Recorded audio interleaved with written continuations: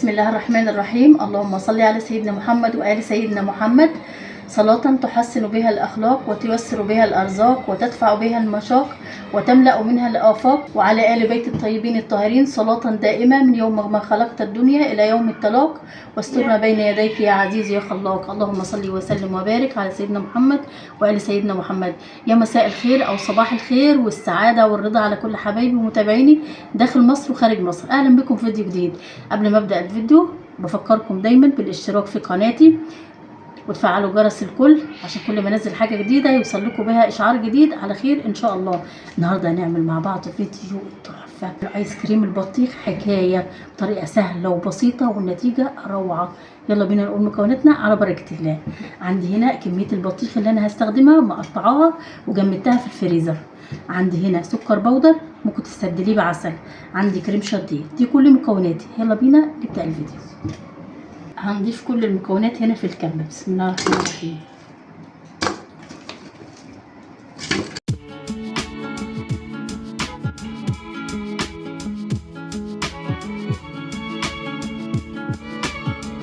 اضفنا البطيخ بالشكل ده اللي احنا مجمدينه. هنضيف عليه السكر، ممكن تستبدلي السكر بالعسل.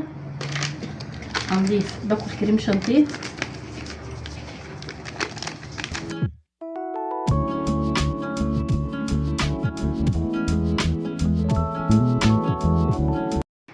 هنشغل بقى عليهم الكبة.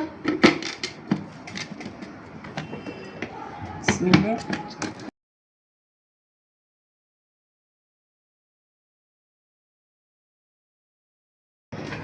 شايفين الجمال والنعومة؟ بصوا الجمال. ايس كريم خطير وطعمه حلو وهيتاكل على طول كمان. بصوا النعومة والجمال بتاعه. كده عبيت كل الكوبايات بتاعتنا بالشكل ده. فاضل معايا كده كوبايه قلت اعملها قدامكم. طبعا انت لو عايزه تحطي في علبه كلها على بعضيها وتسحبي منه بالمعلقه مفيش اي مشكله، بس كده كل واحد هياخد واحده. كده كل اخواتي وحبايبي وصلنا لنهايه الفيديو. شايفين الجمال؟ سهل وبسيط وسريع.